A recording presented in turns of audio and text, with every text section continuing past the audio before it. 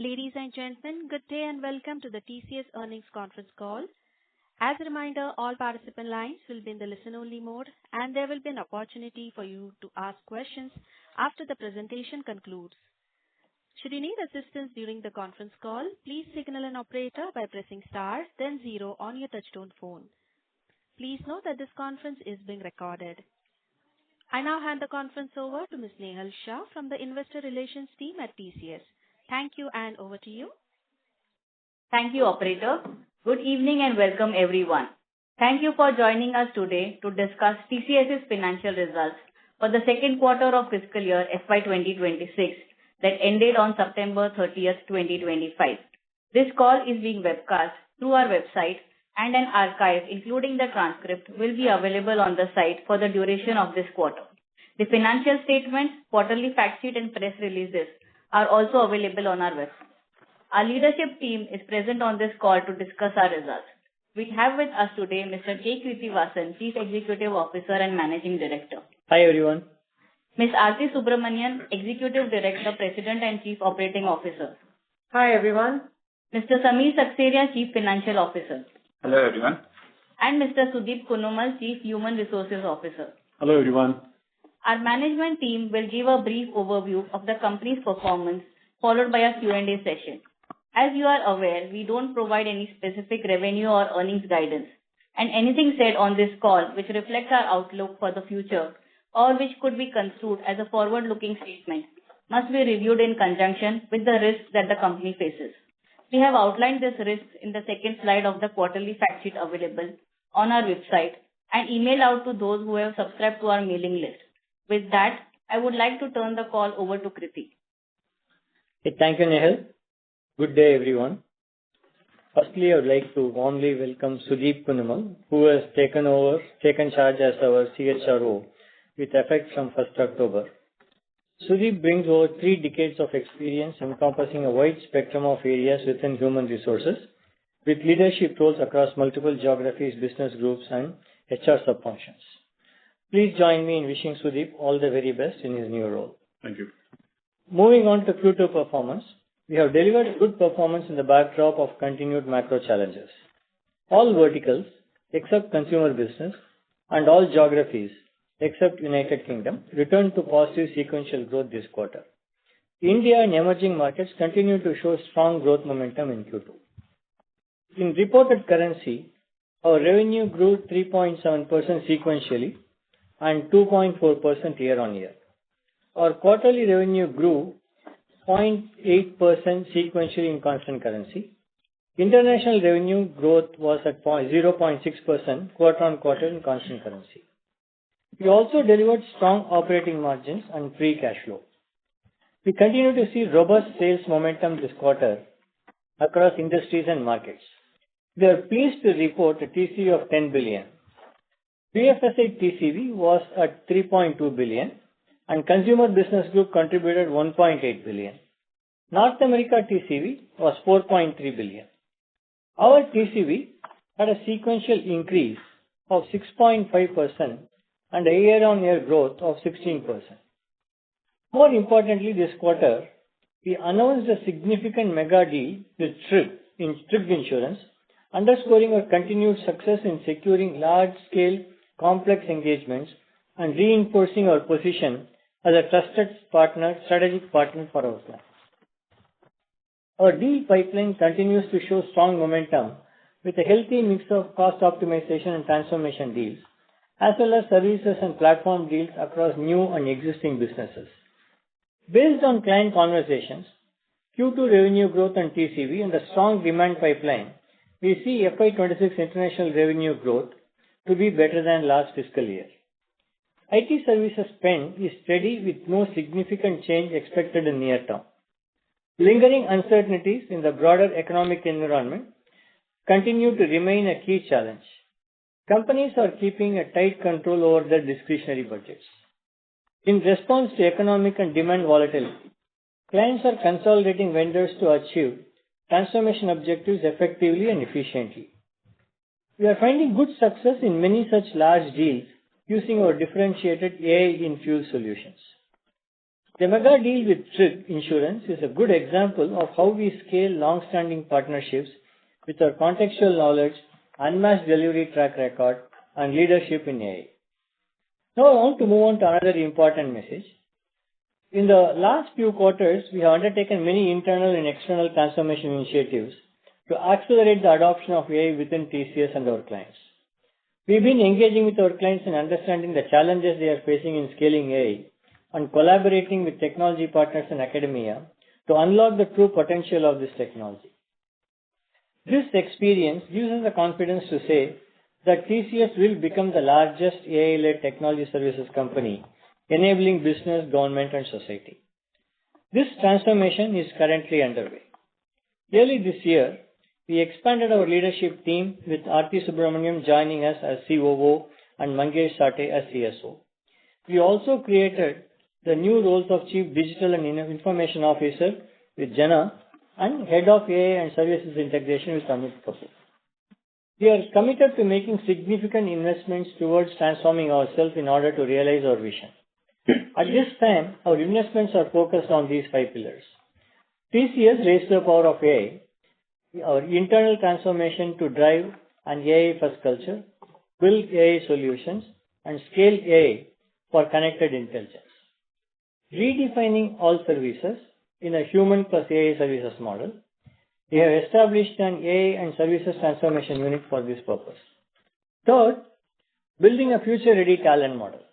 We are investing in future-ready skills, embracing new ways of working, and recruiting top talent locally in the markets we operate. Fourth, making AI real for clients. We are redesigning business value chains for every industry. We are also investing in development of innovative cross-industry solutions, leveraging AI. And last, expanding our AI ecosystem play. We are deepening our partnership in the AI ecosystem, stepping up our efforts in M&A, and foray into new business ventures. You would have seen the press release earlier for List Engage and the new entity for AI infrastructure in India. I'll now invite Samir to share the update on our financial performance. Thank you, Krithi. In the second quarter of FY26, our revenue was rupees 65,799 crores. In reported currency, our revenue grew 3.7% QOQ and 2.4% YOY. In constant currency, our revenue grew 80 basis points sequentially. Our Q2 operating margin stood at 25.2%, reflecting a sequential improvement of 70 basis points. This is excluding one-time severance provided this quarter. We achieved good growth momentum across all verticals this quarter. Our disciplined execution helped us expand our margins while making strategic investments. We have prioritized wage hikes, building future-ready capabilities, and establishing new ecosystem partnerships. Currency helped us support margins by 80 basis points. Giving wage hike to our employees was our priority, and so we have rolled out our increments for 80% of our workforce. This increment, combined with additional quarterly variable allowances, impacted our margins by 70 basis points, offset by benefit of 40 basis points from rebalancing of pyramid and 20 basis points from operating efficiency. We continue to make CapEx investments in infrastructure. A few examples are, we inaugurated our innovation center in Singapore, expanding our AI research and innovation footprint to 13 hubs globally. This helps clients accelerate innovation by providing quicker access to advanced capabilities and TCS's expertise. A new AI-driven operations center in Mexico City. In Europe, we expanded our software-defined vehicle innovation capabilities with 3 new hubs. And lastly, recently we opened our flagship TCS Interactive Design Studio in New York City to help clients create iconic products, services, and experiences that are seamless and unified across digital ecosystems. It is also important to note that we are on a drive to expand our already vast pan-India footprint further in both Tier 1 and Tier 2 cities to the tune of about 50,000 seats in the next few years. Our net income margin was at 19.6% and our EPS grew 8.4% year on year. Our accounts receivable was at 75 days outstanding in dollar terms. and the net cash from operations was 1.5 billion, which is 110.1% of net income. Free cash flows were at $1.4 billion, and invested funds at the end of the period stood at $6.3 billion. Our industry-leading margins are a vindication of our belief that we have the strongest ability to absorb market fluctuations and competitive pressures. Secondly, growth, when achieved through value creation and innovation, will have a positive impact on margins over time. We continue to work towards getting back to our aspirational band of 26 to 28%. Our financial discipline is also evident in our strong balance sheet, robust cash flows, and consistent shareholder payouts. We are committed to maintaining a healthy financial position that enables us to invest in a bold vision and return value to shareholders. This financial strength positions us well in our journey to become the world's largest AI-led technology services company, to build AI-centric capabilities, invest in talent development and acquisition, strengthen our ecosystem partnerships, while investing in infrastructure like data centers and scaling AI platforms. Our capital allocation policy remains unchanged. We continue to prioritize the return of substantial free cash flows back to our shareholders. The board has recommended a second interim dividend of rupees 11 per share. Now I'll like to invite Aarti. Thank you, Samir. Good evening to all of you. As called out by our CEO, we want to become the world's largest AI-led technology services company. Towards this goal, we have taken a number of steps. I'll share some perspectives on each one of them, starting with the internal AI transformation that's well underway within the company. We've been focused on internal transformation, which is now under the broad umbrella of what we call TCS to the power of AI. We are pursuing this across 3 tracks. The first one is building an AI-first culture. To make everyone in TCS to be AI-first, we have democratized access to AI learning by enabling various AI tools and environments for our employees to explore, experiment, learn, and embed AI in their work. The benefit of this is visible in our AI-ready talent. We now have close to 160,000 associates with higher order AI skills. Our leaders are walking the talk. Over 10,000 of our sales and delivery leaders have gone through an immersive and hands-on AI dojo program that we have rolled out. I'm also happy to share that in our effort to make everyone an AI practitioner, we just established a global benchmark in our recently concluded global annual format of TCS to the Power AI Hackathon. We saw over 281,000 TCSers participating in this hackathon, submitting over 500,000 entries, which include both ideas as well as solution builds. As we shared this with our customers, we are hearing encouraging response in replicating similar culture change within their organization, and they are very keen to work with us to innovate with AI. The second initiative as part of the internal transformation is building AI-first solutions. As part of this, we are looking at our internal functions, finance, HR, legal, all our internal functions, and also our own IT operations, including how we support our systems as well as build systems. One such case in point in HR, we have been reimagining how we look at our employee engagements with an AI-first approach, and we are also looking at rolling out a learning co-pilot for every associate. The third aspect of our internal transformation is how do we continue to scale these initiatives.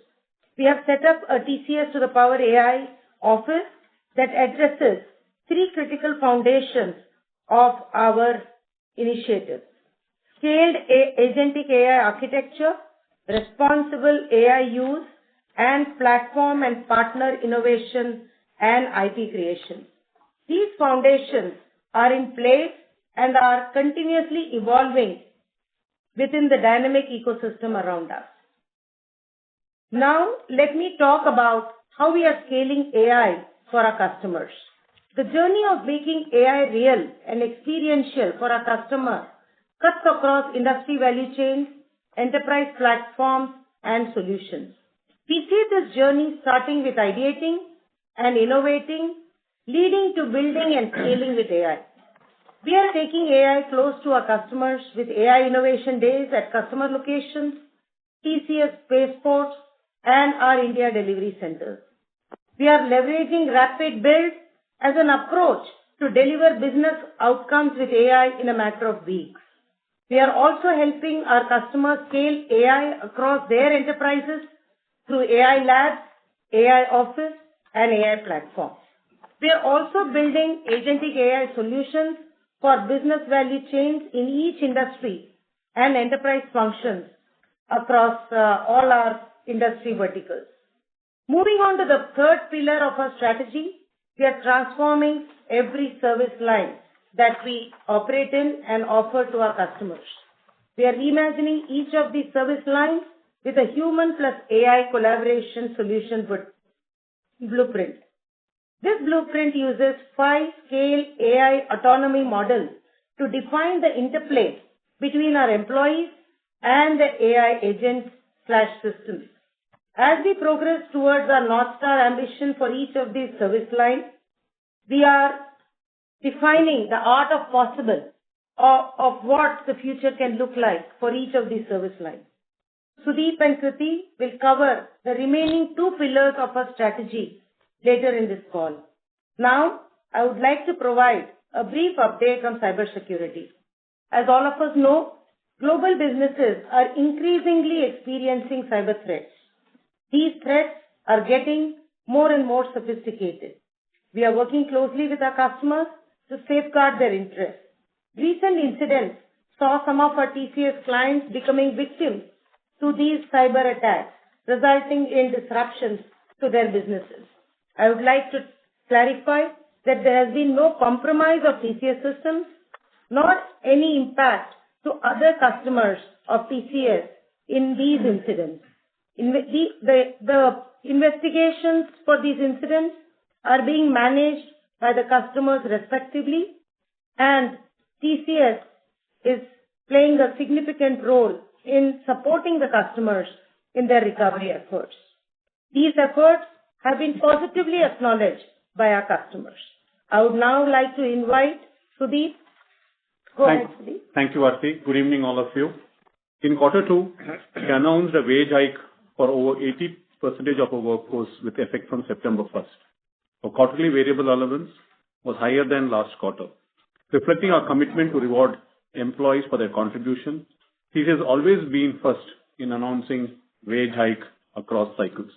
The IT services industry is rapidly changing with new technologies like GenAI, shifts in operating models, and changing client expectations. This is a great opportunity for TCS to reposition itself and become future ready. As Kriti outlined, we have embarked on our journey to become the world's largest AI-led technology services company. Building a future-ready talent model is critical and core element of our approach. Towards this, we are making efforts across 4 fronts. First, creating personalized learning pathways using artificial intelligence for its employees. We are also working with the academia to introduce skills required for next-generation technology and human AI collaboration.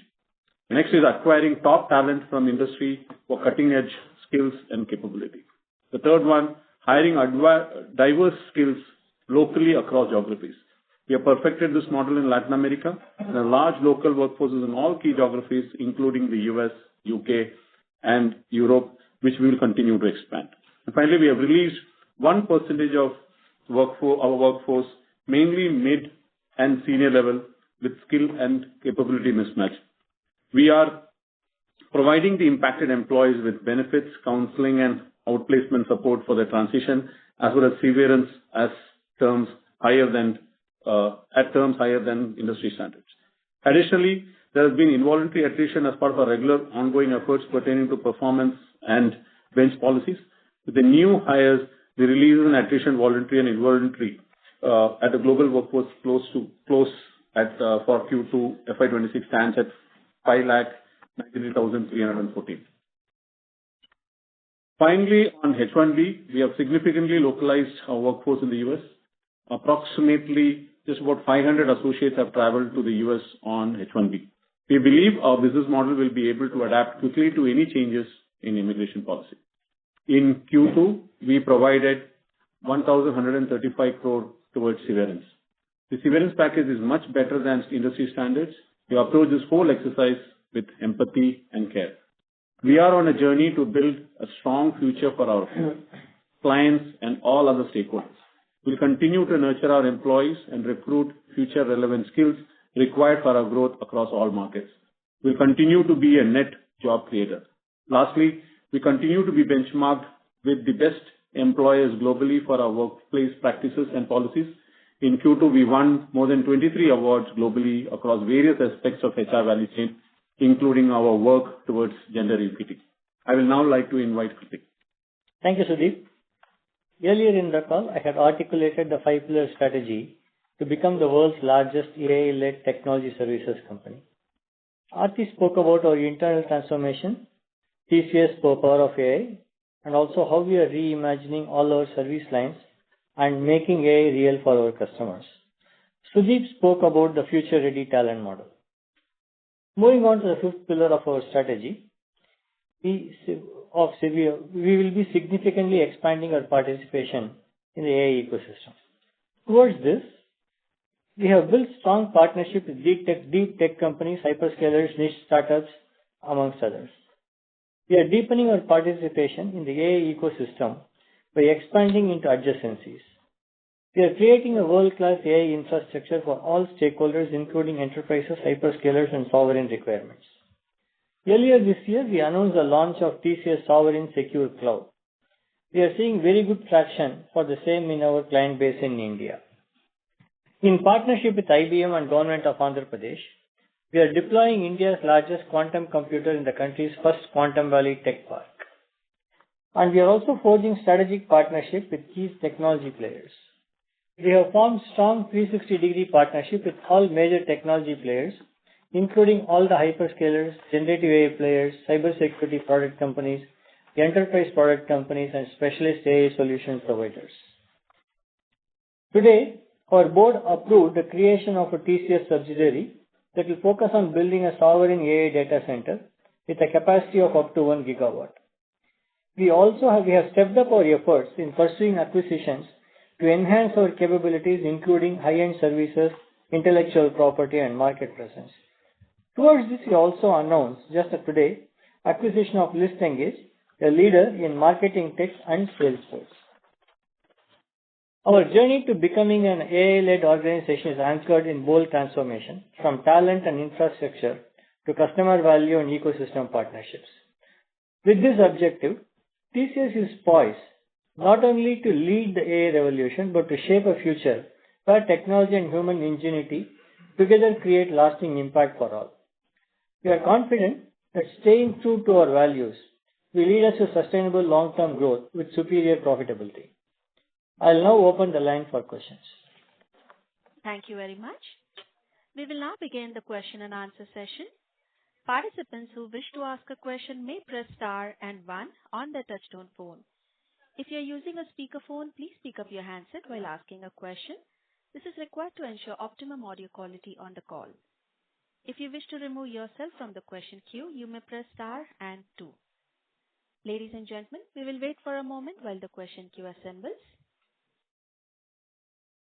We'll take our first question from the line of Yogesh Agarwal from HSBC Securities. Please go ahead. Hi, thank you so much. So, Kritik, couple of questions. Firstly, the heightened investments in AI are very welcome change.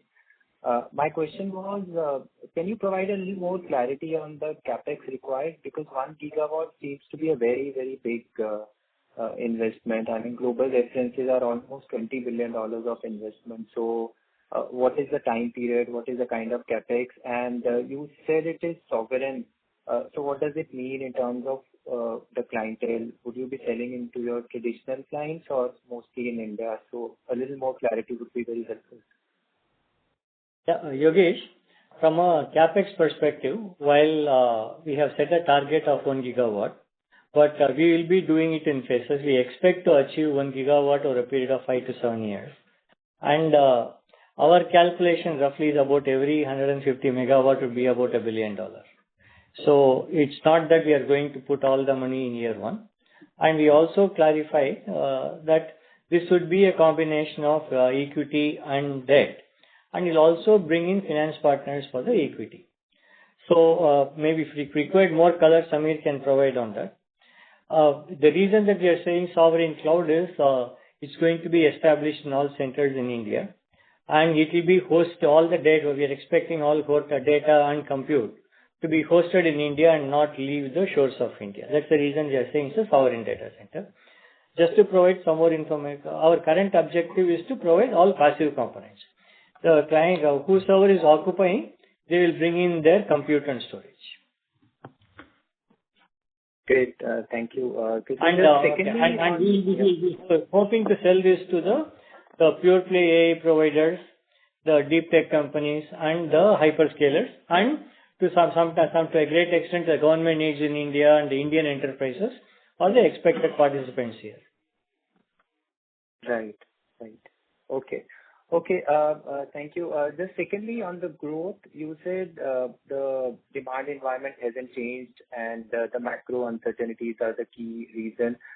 So the current, while the quarter has been a little bit of a beat, the current growth rates have not been impacted by deflation on STLC by AI. You think that's not a factor? It's all macro? Yogesh, we have had a better growth compared to Q1. And as I said, macros have not changed much. But what our deep engagements with our clients and the AI solutions, the rapid builds that we take to our clients, all of us give us the confidence that we will be able to sustain the growth momentum or improve the growth momentum compared to H1. But otherwise, there is no major change in the demand environment. Very well. Thank you. Thank you. We'll take our next question from the line of Sudhir Guntupalli from Kotak Mahindra AMC. Please go ahead. Yeah. Hi, Kriti. Thanks for the opportunity. And a follow-up to what Yogesh has asked. So on this AI data center move, currently do we have any tie-ups with any of the, let's say, large consortium players like a Stargate or any of the deep tech players, either for bringing in more equity investments or for being our tenants once this is set up in the steady state? And any broad indications on the revenue per megawatt you're looking at and the EBITDA margins and the IRRs you are expecting on this data center investment? So, Sudhir, in terms of both, one, Kriti talked about finance partners. We are speaking to multiple partners, and we'll finalize in terms of combination. It could be one or more coming in. Also, in terms of customers, as he called out, it would be hyperscalers, India enterprises, government, and we look at in terms of overall partnership. In terms of matrix, too early to call out. We have just set up the subsidiary. It would be about 18 to 24 months when the first revenue starts kicking in. At the appropriate time, we'll start calling out the matrix as well. Fair enough, sir. And just if I were to understand the operating model right, did you say that we'll provide it on a cloud service provider basis or a co-location basis or just as on a managed services basis? So in It'll be on a co-location basis. Okay, it will be on a co-location basis. Okay, sir. Thank you and all the very best. Thank you. Thank you. Next question is from the line of Ankur Rudra from JP Morgan. Please go ahead. Hi, thank you. I just want to understand on this AI transformation you're doing, what does it entail in terms of existing client engagements? Do you have a sense of potential productivity gains or any kind of change in scope from a deflation or inflation perspective on your existing services as you transform? Ankur, see, this whole belief and confidence on becoming a AI-led, becoming the largest AI-led services company is based on the strength of the existing client relationships and the partnerships that we are building with all the players in this ecosystem. And we expect every project that we do will be AI-led. Okay, which means that we will be offering speed, we should be offering flexibility, and there could be productivity gains also in these projects. But we'll also be doing projects that could not have been done without AI in the past. So our expectation is overall scope of engagement or size of engagements would definitely increase, but there would be productivity benefits that the clients would get in the individual project, and we also will get some productivity benefits in doing these projects because we'll be leveraging AI.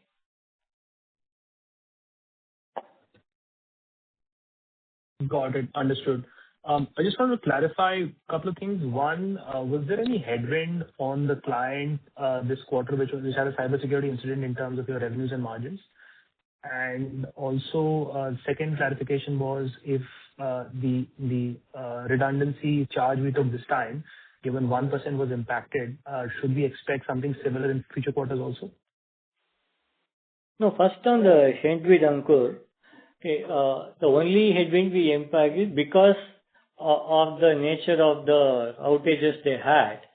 We could not start some of the projects that we were planning to start. Okay, that was the headwind. Otherwise, there was no other significant headwind because we were working very closely with the customer in helping them in recover the overall operations. The second question on the charges we had taken for the redundancy.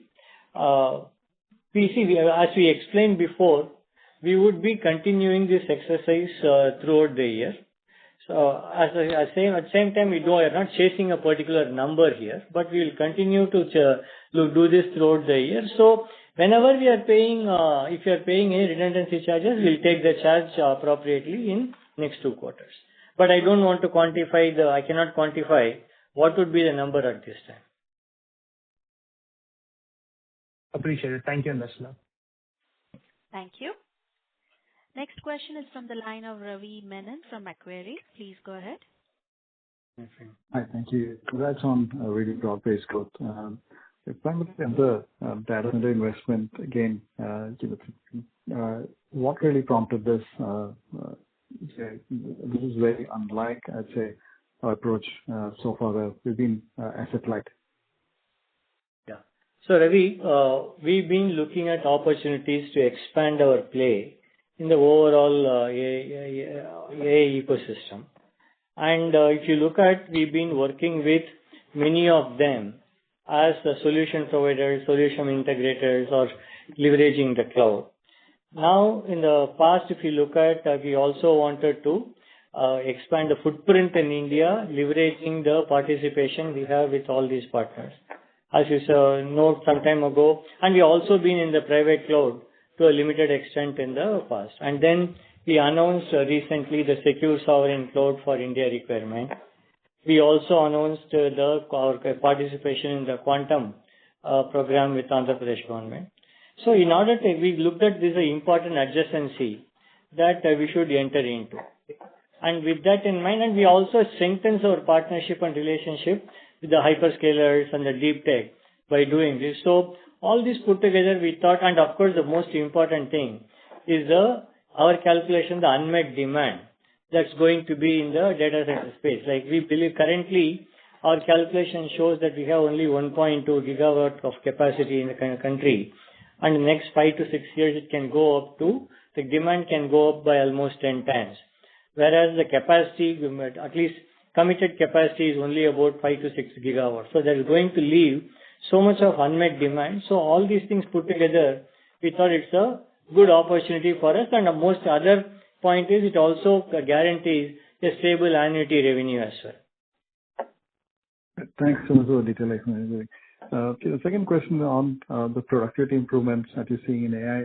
So if I understand correctly, the primary benefit of Gen AI is only in application development from scratch, right? And that's a relatively, actually small part of the overall market that we play in.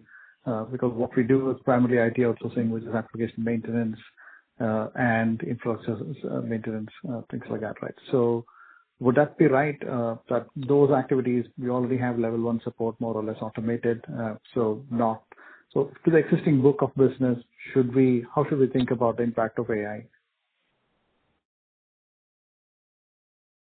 I think, Ravi, when you look at the existing book of business, right, when you look at our application support services or our infra services, right, they are increasingly becoming AI-led. When you look at how we deliver these services, there are significant opportunities to drive productivity benefits and also drive the quality of the service delivery with AI. So that's where the reimagination is happening, and the initial productivity savings are starting to be seen. And as we increase the level of autonomy, as we understand these technologies better, we should be looking at further productivity benefits. Then the second portfolio, which is significantly, again, aided by AI, is our, software engineering life cycle. Again, starting to see good benefits coming in, but then there is an evolution, right? You start with, single digits, 10 to 15% productivity. Then there's an evolution to reach, 20-25%, but that's a journey to achieve higher level of autonomy, and that's what we are driving. The third area where we are seeing significant, I would say, opportunity is around AI-powered modernization. As you would appreciate, many of our customers globally have a lot of technology debt that they have carried over the years.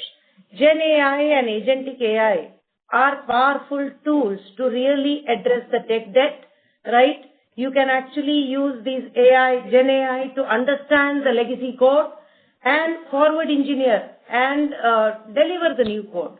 So modernization with AI is a huge opportunity, and we are seeing significant uptake in across customers, but I would say right now significantly in BFSI, and we expect to replicate this across other verticals. Thanks so much, Vijay. And if I recall right, you already announced a North American bank that's doing a complete mainframe modernization using AI, right? Yes. Yes. All right. Thank you. Best of luck. Thank you. Thank you. We'll take our next question from the line of Gaurav Rateria from Morgan Stanley. Please go ahead. Hi. Thank you for taking my question. My first question is around the investment in the new subsidiary on data center. Should we look at this investment as a standalone new business unit on providing co-location services, or should we think about having a very thick synergy with your existing portfolio of services, using this asset-intensive business to build some services on top of it? So one, the business itself, we'll be keeping it separate. It will have separate management bandwidth. We are in the process of putting in an entirely separate team outside of TCS for this, but it will have adjacencies with TCS. It's a natural extension in terms of what partnerships which we are looking at creating with hyperscalers, what services we want to provide to our customers, and this nicely fits in as an adjacent. And if I may just add to what Samir said, Gaurav, if you look at the entire AI stack, right, starting from infrastructure as the starting layer all the way up to the apps and the agentic apps at the topmost layer, right? This gives us the coverage across the AI technology stack. Got it. My second question is on the interplay between humans and AI that you talked about. How is it going to change the delivery model and the billing models? Do you think that we'll incrementally move away from effort-based business model to outcome-based business models, and that is how the business should evolve, and there should be more non-linearity in the business going forward? I would say, Gaurav, I think that is the direction in which the model is going to evolve. These are initial days, but we are starting to make commitments on outcome-based projects with select customers, and there are learnings, and this is a model that we see increasingly evolving and becoming more mainstream with customers. Got it. My last question is that should we evaluate or should we consider this new adjacency as a completely different business with respect to the return ratio profile, given that right now we are very asset-light business and having a very different return ratio profile? Just trying to understand, how should we think about from a medium-term perspective about the company?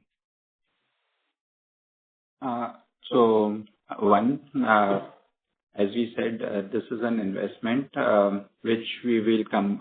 It would have partners coming in.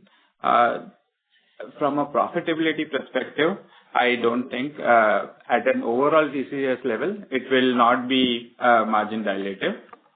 Return ratios also, given the overall size expected over the years, it should not have a significant impact. Our ROEs are currently over 50%. So we still expect it to be benchmarked. Okay, thank you so much. This is very helpful. Thank you. Thank you. Let's take a next question from the line of Surendra from Citi. Please go ahead. Yeah. Good evening, everyone. Couple of questions. In your prepared remarks, you said that FY26 growth in international business will be better than FY25. So just wanted to clarify if this is in constant currency terms, USD terms, and could you also tell us what the comparable growth in FY25 was? I don't have the FY25 number of H1 number immediately with me, but you want to answer? It was about 70 basis points, and it is in constant currency terms. Okay. So constant currency basis, 70 basis points, and this year will be better than 70 basis points. Understood. The second question is, with the release of 1% workforce, the headcount declined by 20,000 people or 3%. And what you had announced earlier was 2%. So should we expect a similar kind of headcount reduction in the next quarter as well? So for most, the 20,000 headcount is a factor of voluntary and involuntary attrition. So you should see that. But as we announced against the 2%, we have midway, so we have done approximately 1% of it. And like what Kriti just mentioned, we don't have a target. We're not chasing a target. We'll continue to evaluate everyone after all the investment in learning and development that we've done, where we find certain mid and senior level people are not able to find the right role based on their seniority. Those are the ones that we will release with a lot of care and providing all the required support. So just to clarify, there will be no involuntary attrition beyond the 1% number. Is that understanding correct?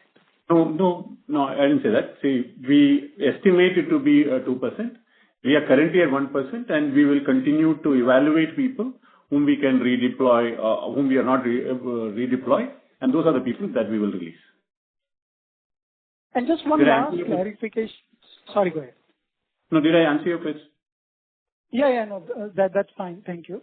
And just one last question, Kriti, Aarti. I think, in terms of the data center business, I think there are a lot of businesses which are synergistic to AI if we take such a broad view of things. So is there a clarity in terms of that, okay, what other areas we could possibly invest in? We've been evaluating, Surendra, multiple opportunities. As I said, this one looked more attractive for us because of the demand commitment based on the discussion that we've been having with the potential buyers, the demand commitment we could get, the kind of revenue profile, the committed annuity revenue profile it has, and the potential unmet demand we'll have in India. Okay, all combined with this looked most attractive for us to start with. But we'll continue to explore. If there are other adjacencies that come up, we'll explore. And Samir, just one clarification on ROE of this new business. What is the expected ROE versus your current ROE of 50% plus, as you highlighted earlier? the ROE of this business, as you all have rightly identified, it's capital intensive, will be low. What I'm saying is overall TCS ROE will remain market benchmark. Understood. Thank you. Thank you. We'll take our next question from the line of Kumar Rakesh from BNP Paribas. Please go ahead. Hi.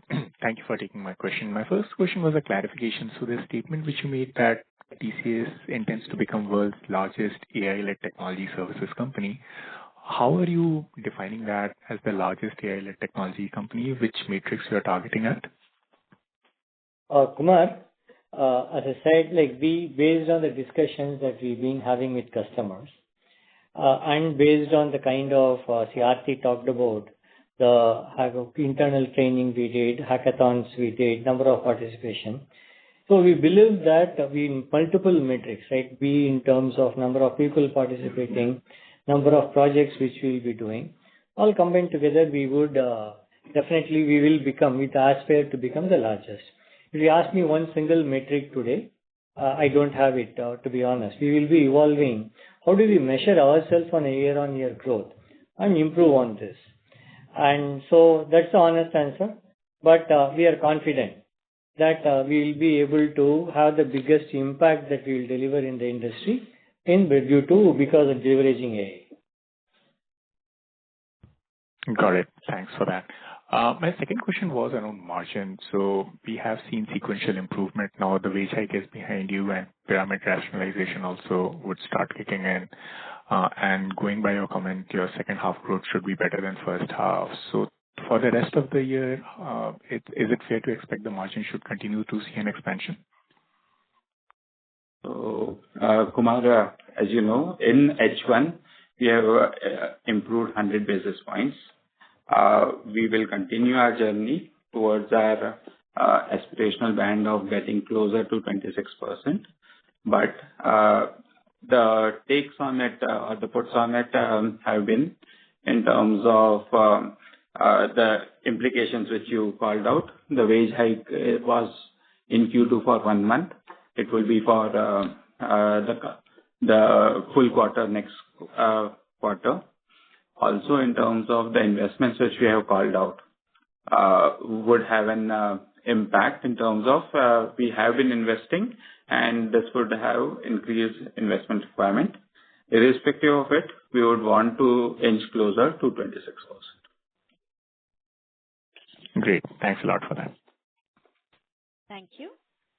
Next question is from the line of Nitin Padmanabhan from Investec. Please go ahead.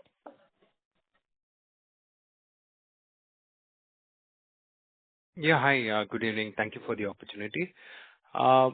Just a couple of questions. So one is, in the last quarter on the deal, we have had very good deals on a consistent basis. You had alluded to 3 points that were not leading to better revenue conversion. One of them being projects starting at a lower pace and the other one being some projects being paused. How is that sort of evolving at the moment?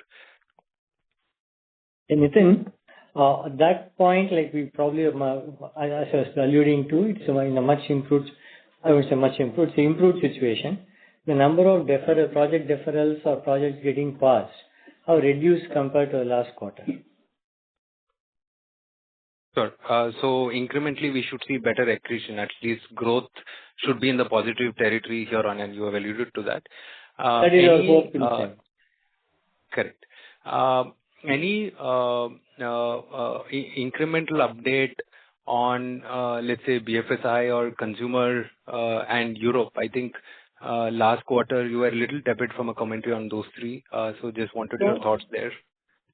See, if you look at the momentum, growth momentum, right? Actually, all of them have improved. Say, BFSI continues to grow globally. Particularly, BFSI North America has done well. And similarly, if you look at Europe has done well compared to last quarter. Correct, Samir? And then even if you take CBG, you mentioned it was that the degrowth has been largely arrested. And so overall, we expect most of the industry segments to bend the curve, subject to the seasonalities of Q3. But they'll be getting into the growth momentum. Of course, the Q3 seasonalities would be in play. Got it. And on the data center CapEx, maybe roughly based on what you said, it's maybe around $6.5 billion over a 7-year period. From a cadence perspective, how should we think about it? The early part of the 7 years versus the later part? And would all this CapEx be, you did mention partners, so would it be partially by partners and partially by us? Just a clarification on both. Yeah, definitely it will be partially by partners, partially by us. And at this time, we told you it's about 5 to 7 years for the complete build out of 1 gigawatt. Currently, we expect it to be more uniform, but uniform. Uniform, and if there is an increased demand, if we have to accelerate, we will definitely calibrate it at that time. But current planning is it will be phased out uniformly over the 6 years. Got it. And just one last one, if I may. Any color on the kind of deals in terms of sizing? Are you seeing a return of smaller deals or discretionary? Any improvements there that you have seen during the quarter or directionally? No significant improvement, but at the same time, when Aarti spoke, she was mentioning about number of rapid build projects that we are doing. And we do see such projects, like, because they tend to be smaller in nature, smaller tenure, like we tend to complete them within a quarter. So such projects are increasing in number. And we also find more modernization projects. Some of them tend to be shorter. See, while a large mainframe modernization would take a long time, some of the other modernizations can also be completed in a short time. So such projects are increasing. But overall, if you ask me, is the number of short-term projects or smaller projects increasing compared to larger projects? There is no significant change. Perfect. Thank you so much, Kriti, and all the very best. Thank you. Thank you. Next question is from the line of Abhishek Kumar from JM Financial. Please go ahead. Yeah, hi, good evening. 2 quick questions. One, about the cyber security instance. Just wanted to check if the issue has now been resolved and the projects you said which couldn't start, have they now started resuming? That's the first question. So, Abhishek, to your question, yes, I think the recovery efforts have been completed, and all the sales and manufacturing systems are all up, and this happened just early this week. So I think we expect the projects to pick up in the coming weeks. Great, that's good to hear. Second, near term, especially 3Q, any early indication of how furloughs are looking this year compared to previous years? Generally, we have seen that in a weak demand environment, furloughs tend to be longer. Any such signs at this stage? At this time, we are planning, based on the inputs we have, it's likely to be similar to last year. Okay, sure. Thank you and all the best. Thank you. Next question is from the line of Vibhor Singhal from Nuvama Equities. Please go ahead. Yeah, hi. Thanks for taking my question. So, Kriti, just once again on the AI data center investment, given that you mentioned that it's going to be more like a sovereign data center, and given the GDPR regulations across the world, is it fair to say that this will have limited synergies with our existing clients, and most of the clients that we would be deploying using this data center would be more of India-based, and that is where we would be looking for any synergies, if at all, from our current... This is again, Vibhor, as we mentioned, it's a passive data center. The likely users are who could be the hyperscalers or deep tech who want to do the training inferencing in India, or Indian enterprises, they want to leverage it as a private cloud. So these are the kind which we are not expecting our overseas customers to be hosted specifically in India. It's more like what we are offering for these hyperscalers and India-based businesses or deep tech. Got it. And you mentioned that we've basically gone ahead with this as for the demand commitments and the annuity commitments, and different. So we already, I would assume we would already have conversations with. I did not say demand commitment. I'm saying that there is a lot of unmet demand in the market that led us in getting into this business. So are there any MOUs that we would have signed or any early conversations that we have got into potential clients with, or would that be explored? We are having quite a few conversations with our customers to explore the demand, and we are quite positive about the prospects. Got it. Just one last question from my side. In terms of the revenue in this quarter, we saw a sharp jump in the sale of equipment and software licenses revenue. Almost more than half of the incremental revenue in this quarter came from that. Just a quarterly specific thing, or do you think that could be a trend going forward as well? The sale of in fact, if you look at the equipment and software expenses, there's about 200 crores, 250 crores increase, and that's practically the increase. BSNL this quarter has remained flat. Got it. So, I mean, it's expected to remain in the same range as it has been. We have Q3 seasonality, which you would typically see. Other than that, we don't expect, unless we get the BSNL PO later. Got it. Yes, sir. Thank you so much for taking my questions, and wish you all the best. Thank you. We'll take the next question from the line of Rishi Jhunjhunwala from IIFL. Please go ahead. Yes, thanks for the opportunity. So just harping a little bit more on that AI investment, a couple of reasons that you provide was that, the demand in this space is very high and provides a new stream of annuity revenues. But outside of that, does it, put us in any kind of disadvantage versus our peers if we are not doing this investment, or does it put us at an advantage versus other peers on the global revenues that we earn here, if at all? And if not... Go ahead, Rishi. Sorry, complete the question. Sorry. Yeah. So I was saying that, if that is not the case, then, if you look at the overall technology spending landscape, then there would be a lot of pockets around software and solutions where those kind of investments probably would have been more synergistic to us. Rishi, there are definitely a number of places where we can invest. We took this place because it creates a synergy with our existing. See, hyperscalers also happen to be our large clients as well, large GTM partners as well. And we also have deep relationships with all the AI native companies who could potentially be using it for their India requirement. So we believe that there will be a natural synergy that will be created. As I said, we want to play in this ecosystem strong. Yeah. And also it gives another group synergy as well. If you look at the Tata Group companies are in the power, real estate, project management business. Tata Communication. So there is a different kind of synergy we can build in here. But from a client perspective, we believe a strong collaboration can be derived out of this one. And the Tata Group synergy, we see that as a very unique Tata advantage. Understood. And second question is, I think in the opening remarks you hinted that, while you have done this one acquisition, seems to be some focus around trying to do more acquisitions as well. I guess this is something we've done after almost 10 years. So, is there, should we assume that our acquisition intensity may also potentially go up in the coming years, and how does that change, our capital payout policy, if at all? Definitely, if I answer the first question is yes. We are very actively looking at more opportunities for acquisitions.